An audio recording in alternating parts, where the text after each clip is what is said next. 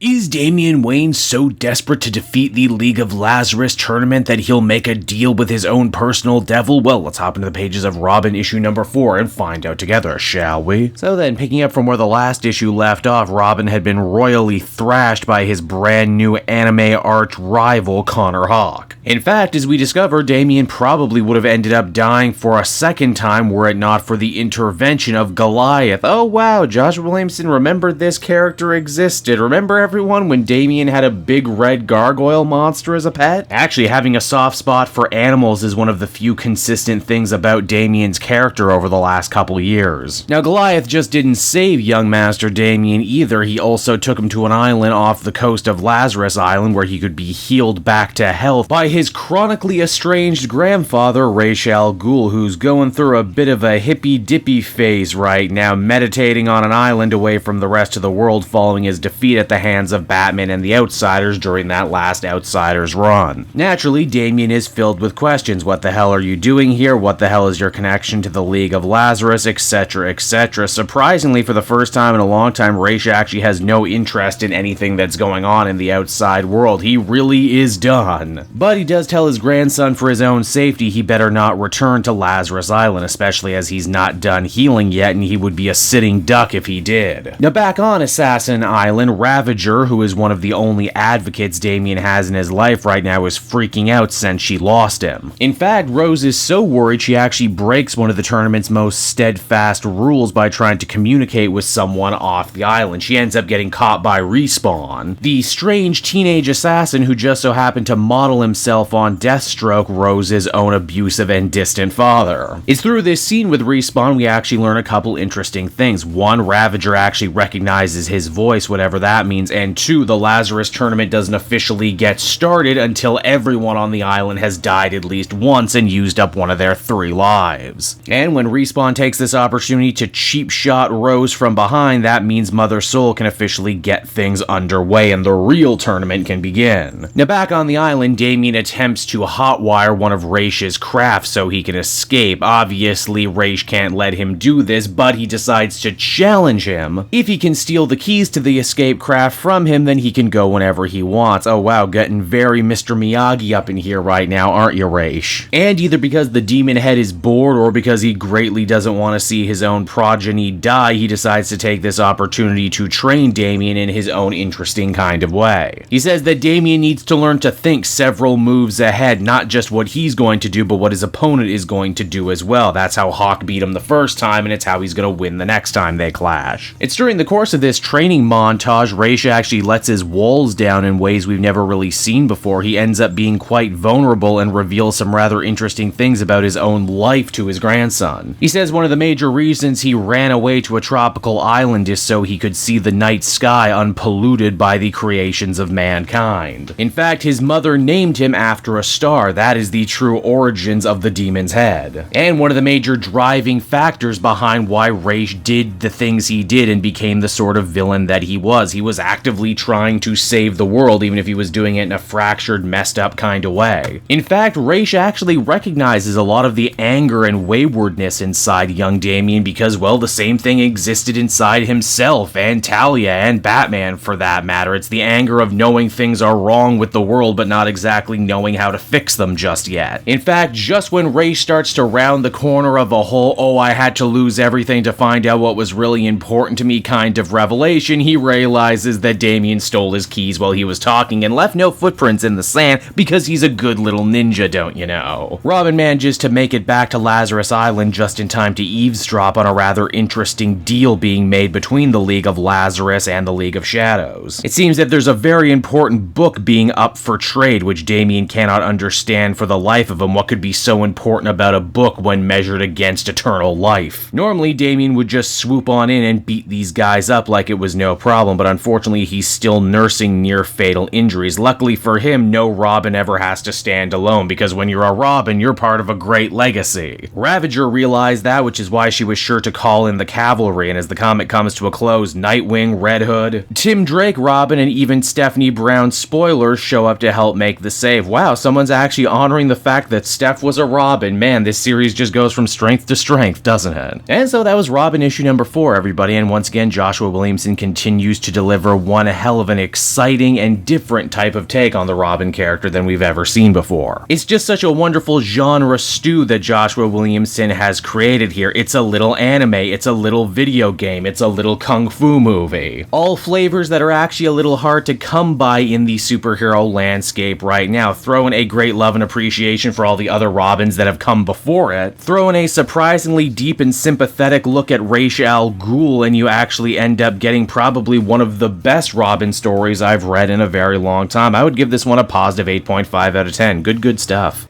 Hey there everyone, it's your pal Cape Joel again, and if you're seeing my face right now, that means you watched to the end of the video, and I'll always be grateful for that. Retention helps in this crazy YouTube game, and so does becoming a patron. If you head on down to the description, you can find a link to my Patreon page. Recently just redid all the tiers, a lot of cool stuff offering up there, exclusive commentaries, exclusive polls, behind the scenes concept art for Capes and Quest. That's the brand new D&D show I've started soon. Never been a better time to become a patron. You can become a patron for as little as $1 a month and help the channel grow and, help me continue to deliver content like what you just saw. So I want to thank you all, and I will see you again next time. Bye-bye.